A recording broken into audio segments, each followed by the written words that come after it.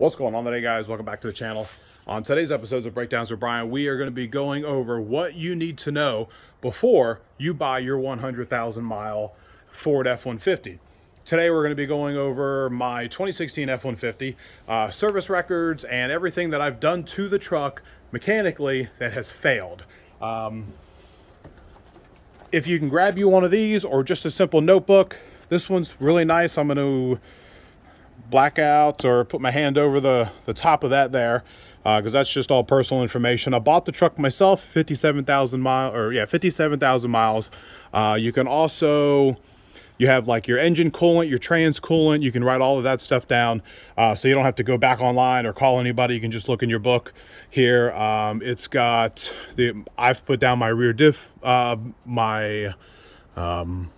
which brake pads that I've bought. And then here's just my first one. Bought the truck at 57,000 miles. I put my Flowmaster exhaust on, or my muffler on. I went ahead and changed the brakes, and then I've got where I installed my cold air intake, where I rebalanced my drive shaft. Every oil change I've got in here as well. My new cabin filter, just a bunch of regular stuff like that. Especially with the oil changes, a lot of times you don't reset, or you always forget. But anytime I did anything, so I made changes to force can, I replaced my cigarette lighter, and a lot of the stuff I've got other videos on, my oil separator. And then a lot of it's nice when you put down, like when you put like new tires, for example. When you put your tires on, you'll throw that in the book here. And I've bought my I got my tires at 73,800 miles for my 3 of them, and then I got another one somewhere down here. I bought the 4th one, so it's nice to have that in there, so you can just look in there. Especially if you sell the truck, you've got a great record of everything that you've done to it. So let's start going over what I've replaced and at what mileage. But I guess before that, we'll go over the big issue with these Ford F-150s is the timing chain phaser issues. Now, a lot of times, these trucks, you can get them under warranty and have them changed if they start to go bad. And that's when you start it up, you hear that little clicking a little bit, almost like your lifters are going bad for about 2 seconds after you start up.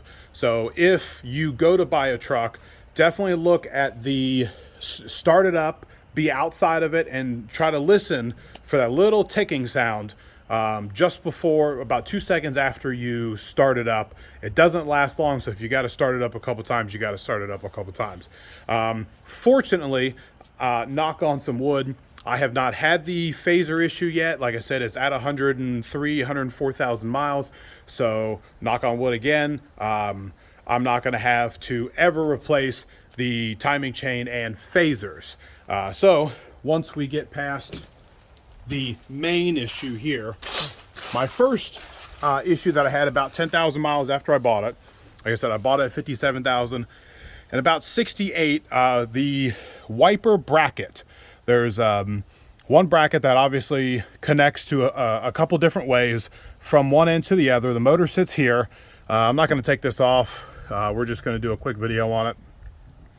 So when you get it, if you want to pop that off and throw some WD-40 on there for a little bit, what happened was mine was, it actually locked up. So it locked up and they were forward like this, and they wouldn't move at all. Once I took the old one off, I put it in a vise and I couldn't move it at all. I figured maybe give me like a day or two because it was a rainy season, and maybe if I can loosen it up, heat it up, and maybe throw some WD-40 on it.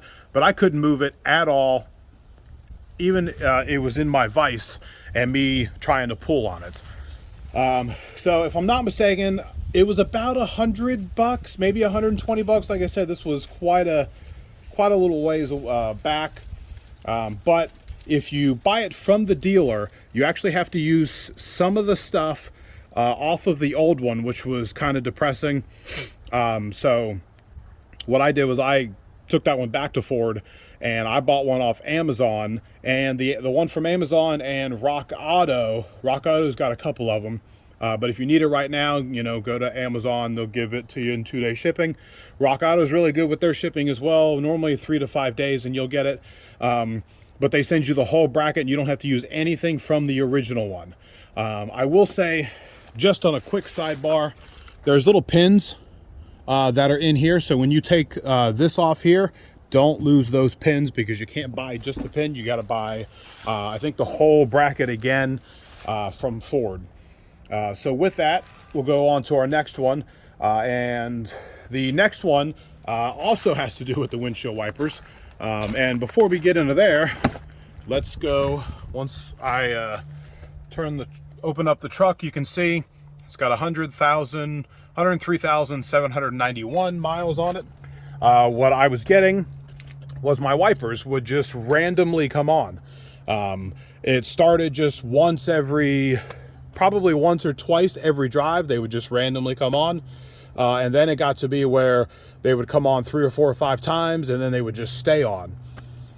So I don't have the wiper sensor or the rain sensor in the front, so I knew it wasn't that.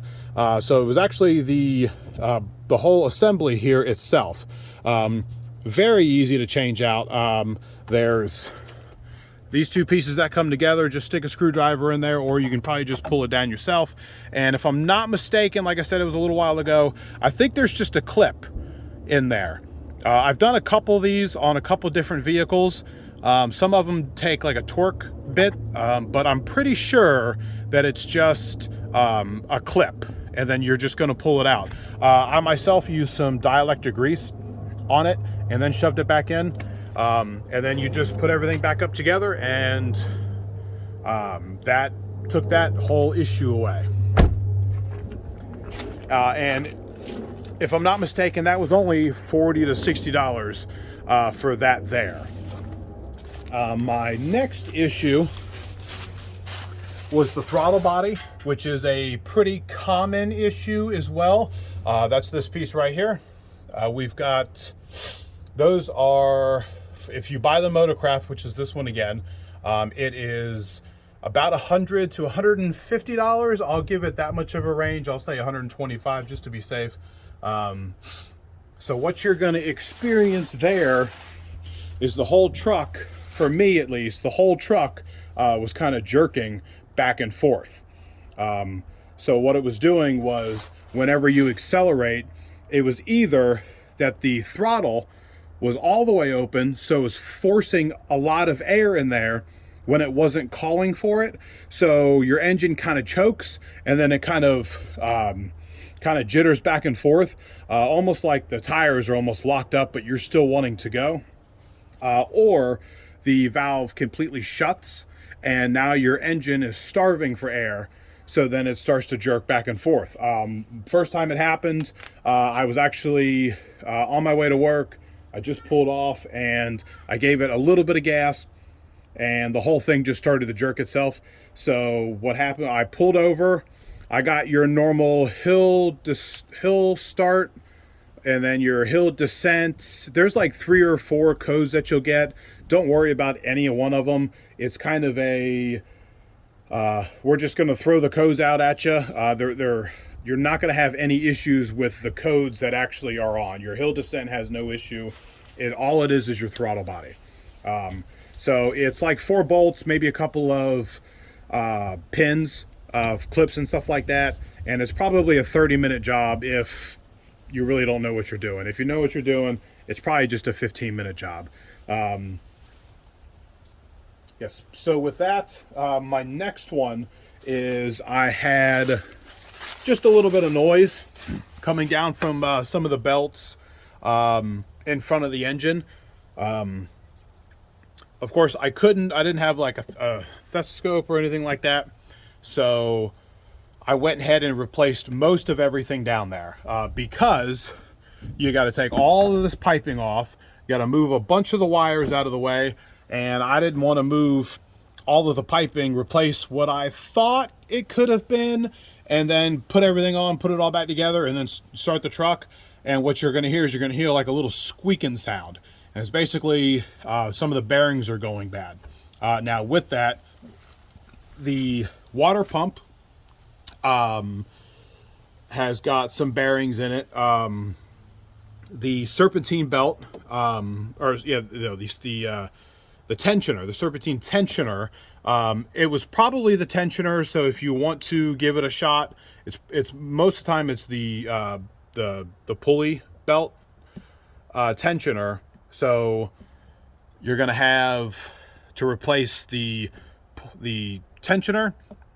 I replaced the tensioner, the water pump. I was already in there, so I went ahead and did the thermostat as well. And of course there's two belts down there. You're gonna want to do the two belts. It was probably about $150 or so, since I did it myself, by the time everything was over with. And it probably took maybe an hour to do, maybe a little bit longer, if you can find somebody to have a video on that. So you can get your tools ready. Most of it is trying to find the tools and stuff like that.